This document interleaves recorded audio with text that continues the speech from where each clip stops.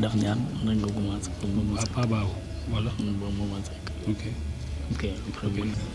dama bëggoon présenter lan moo tax ñu woote point de presse bi ñaari firnde laa koy teg première bi moo nekk position suñu mouvement Grand Yoff Force One dans la coalition Yewwi Askan Wi ici au niveau local à Grand Yoff. Deuxième point bi moo nekk problème foncier bi nga xam ne moom la askanu waa Grand Yoff di jànkonteel. dama koy tënk ci français. Nous avons, en tant que mouvement Grand Yoff Force One, nous avons appelé la presse et ce point de presse sera structuré en deux parties. Une première partie où nous allons parler de notre position dans la coalition Yewwi Askan Wi ici au niveau local à Grand Yoff. Et en deuxième position également, nous allons parler du problème foncier qui existe et qui persiste depuis très longtemps ici à Grand Yoff. Je vais sans tarder donner la parole au coordinateur du mouvement Grand Yoff Force One, Mamadou Demba Sy. Merci beaucoup.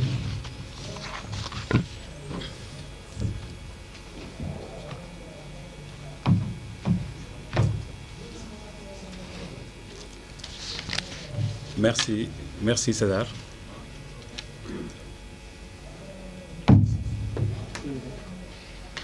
Merci César.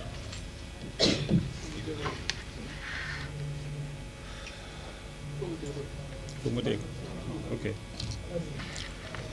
Merci César. Je pense baax na. Merci César de l'introduction. D'abord balaa ñuy tàmbale dama bëgg rek ñu am benn mise au point mooy que mouvement Grand Yoff Force One mooy def point de presse te ñu bëgg ko def nag ak dal ñu bëgg ko def aussi ak jàmm et que ñu xam ni que dañu am suñu liberté te suñu liberté boobu kenn mënuñu koo xañ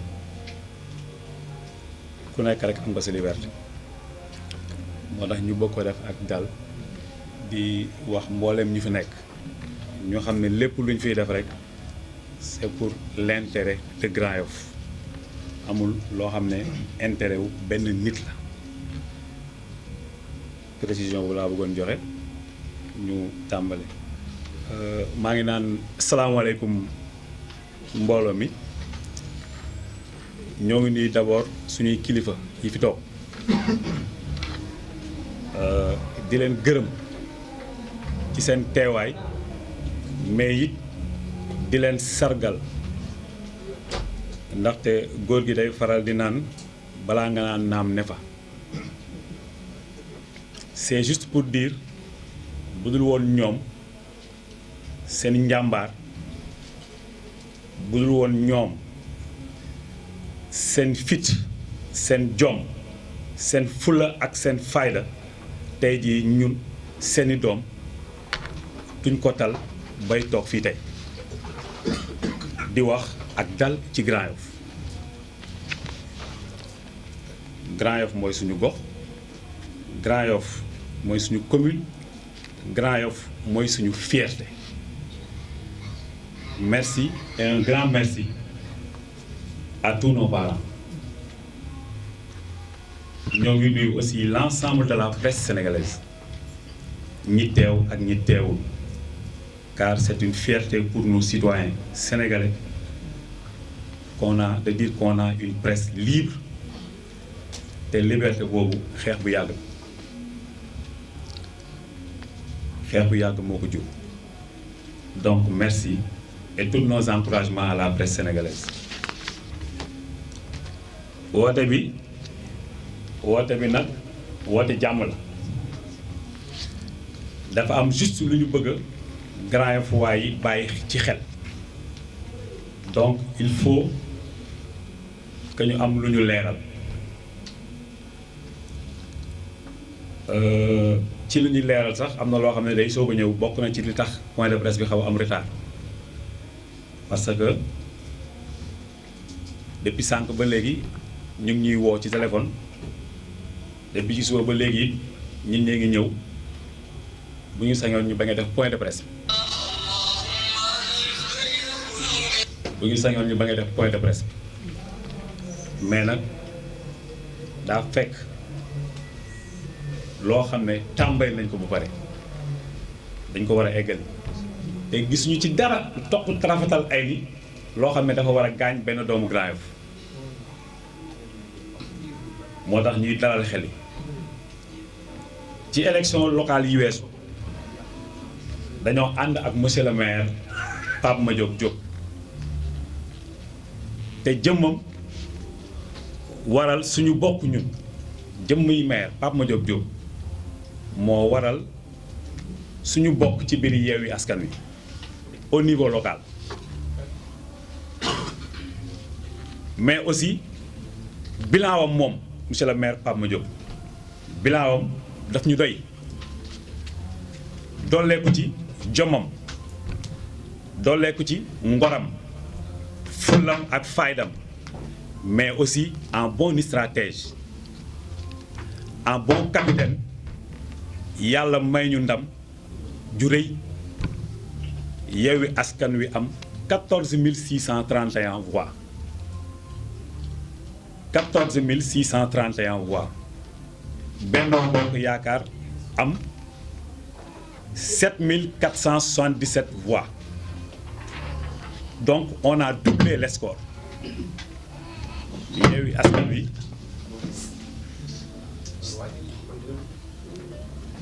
Yewwi Askan Wi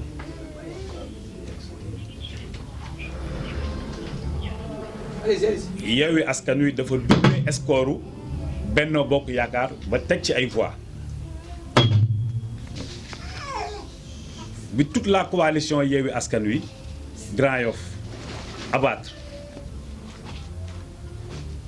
lépp lu ñu daj le maire lépp lu mu teg ci élection locale yi bilan wam léppam dooleem léppam tout ñuy defar liste ñu bañ see dugal benn doomu Grand Yoff pour ñun jaaduwul tey Grand Yoff li ngi daj ci élection locale yi ak victoire bi ñu am ak ñëpp ci Sénégal xam li fi état bi sotti taxul ñu gagné ak cet score ñuy defar liste muy département muy national ñu bañ cee boole ak li Grand Yoff représente en termes d'électorat sur les 19 communes d'arrondissement du département de Dakar Grand Yoff mooy commune bi ci ëpp ba dañuy faral di wax naan kii gañ Grand Yoff gañe Parcelles Assainies gañ le département de Dakar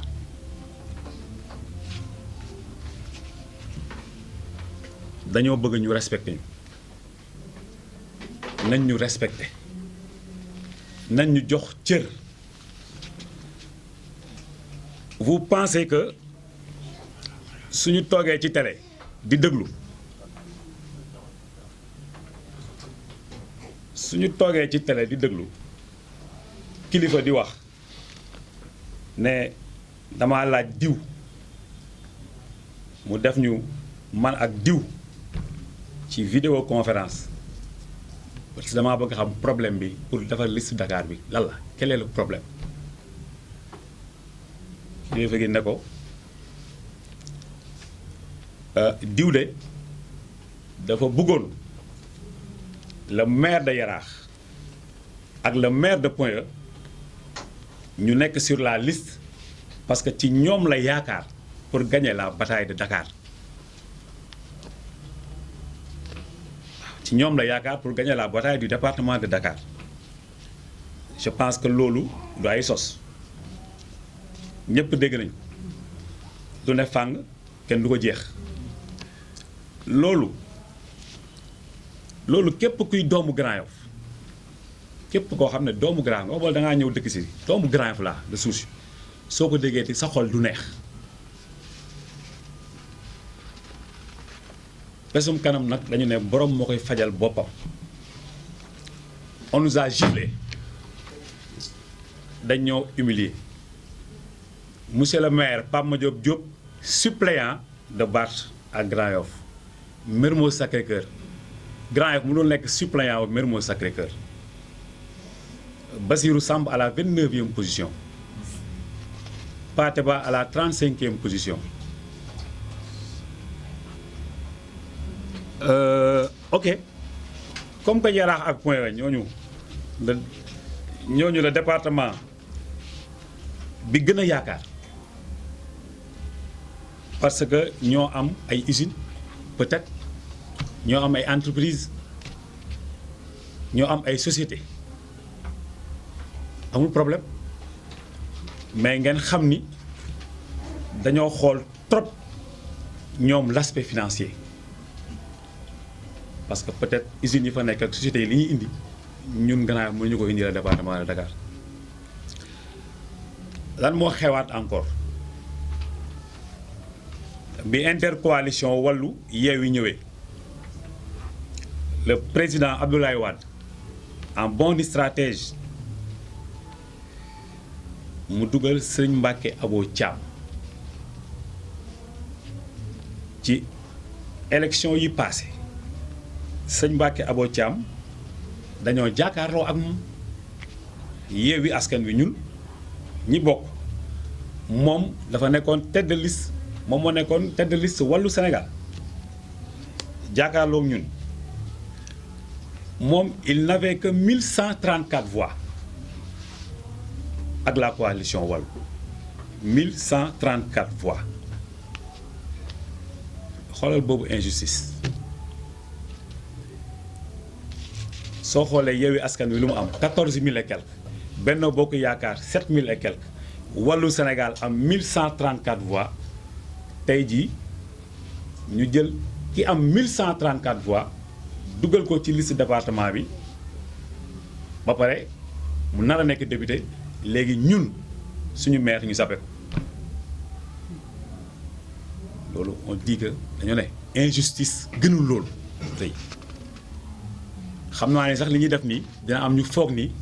maire daf ñoo yebal mais billaahi wallaahi wataalaahi barki Cheikh na Ahmed Tidiane maire yeboo lañu dara nous sommes un mouvement indépendant nous sommes des hommes libres li ñu sentir la ñuy wax li nga xam ne xalaat nañ ni buñ ko waxee dina am lu mu njëriñ dinañ ko wax et je pense que bu ñu nee Yewwi Askan Wi Yewwi juste Yewwi dañu ne dañuy Yewwi Askan Wi parce que mooy kenn duñu tënk kon ñun duñu nangu kenn ku ñu tënk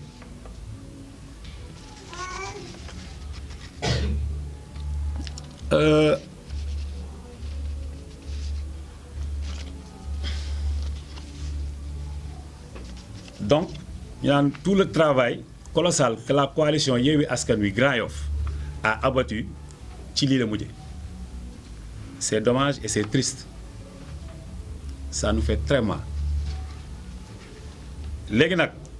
comme que mbir mi ñëw na ba fii Grand Yoff va prendre son destin en main c'est dire que désormais suñu combat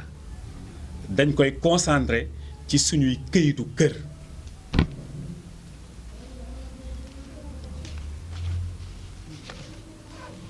dañ koy concentrer ci suñuy këyitu kër suñuy këyit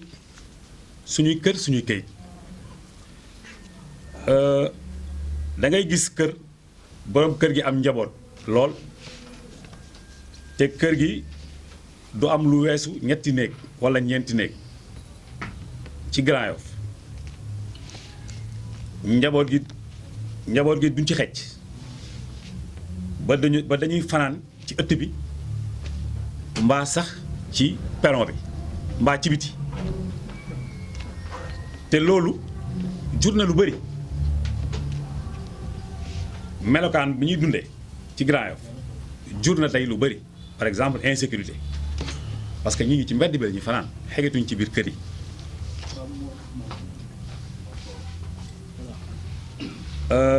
léegi nag li ñu bëgg mooy état du Sénégal mu jox ñu suñuy këyit mu jox ñu suñu àq dañoo bëgg état du Sénégal jox ñu suñu àq jox ñu suñuy yelleef ñoo ngi fay suñuy impôt di fay ndox état moo ñu ko jox di fay courant état moo ñu ko jox di fay téléphone état moo ñu ko jox te tey jii état du Sénégal c'est le président de la République Macky Sall moo koy incarné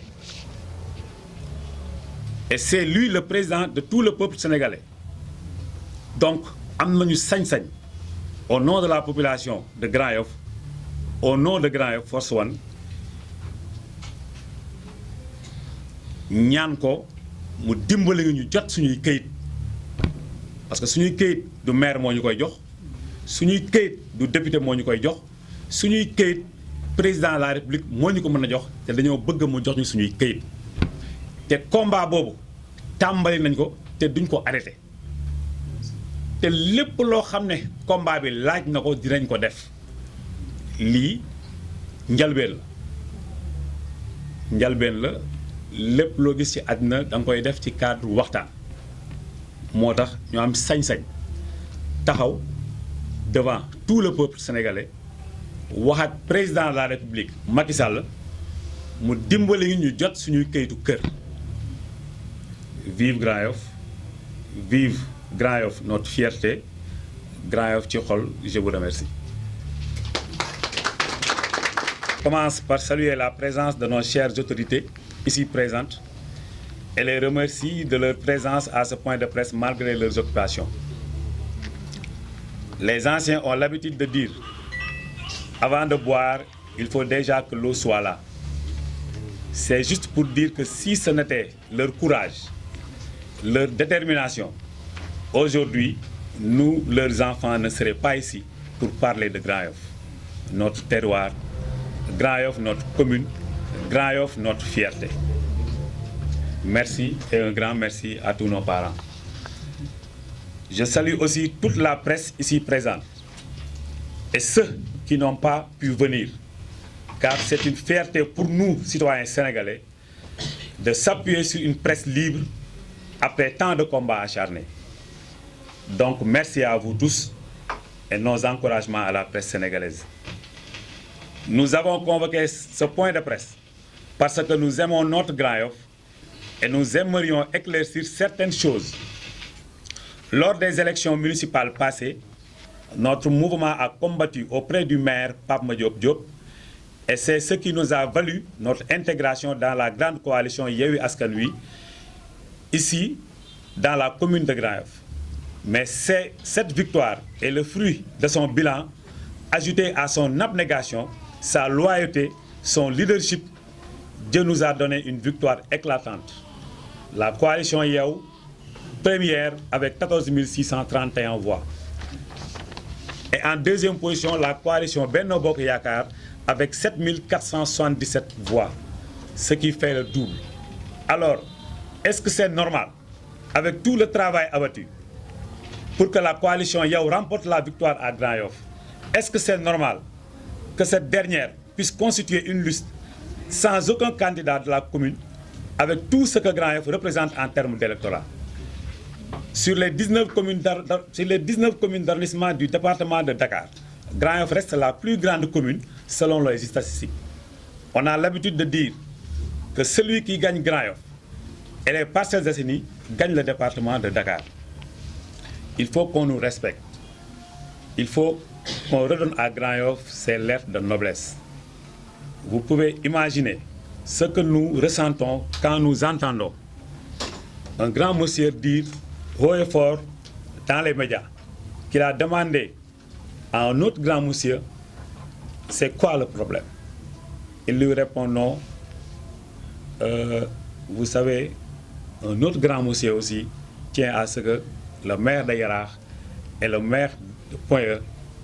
soient sur la liste parce qu'il compte sur eux pour gagner la bataille du département de Dakar. Je pense que ce n'est pas des accusations, tout le monde a entendu cela. Je crois que tout habitant de Grand Yoff, en entendant ces propos, est frustré. On nous a manqué de respect, on nous a humiliés. Monsieur le maire Pama Diop, suppléant de Barth, Grand Yoff, suppléant de Sacré-Cœur, Bassirou Samb, suppléant à la 29e position, Pateba, suppléant à la 35e place. Nous comprenons par là que les communes de Yaraax et Point-E demeurent l'espoir de la coalition Yewwi pour gagner le département de Dakar parce que tout simplement on retrouve des usines, des entreprises, des sociétés, etc. qu'on ne retrouve pas à Grand Yoff. Encore une fois, l'aspect financier a été mis en avant. Encore pire, lorsque la coalition Wallu a rejoint la coalition Yewwi, le président Wade, un bon stratège, a introduit Seigne Mbacké Abo Thiam qui, lors des élections passées, n'avait que 1134 voix avec la coalition Wallu. Regardez cette injustice. Donc, tout le travail colossal que la coalition Yewwi Grand Yoff a abattu est vain. C'est vraiment dommage. Et cela nous fait très mal. Maintenant, comme les choses se sont passées ainsi, nous avons décidé de prendre notre destin en main. C'est dire que désormais, notre combat sera focalisé non sur les politiques politiciennes, mais les problèmes fonciers que rencontre la grande partie des habitants de Grand Yoff. La forte densité constatée dans les chiffres se traduit donc dans la réalité par une concentration de la population dans un nombre très réduit de logements. La majorité des ménages de la commune a une seule pièce pour vivre, un ménage comptant en moyenne 6 personnes.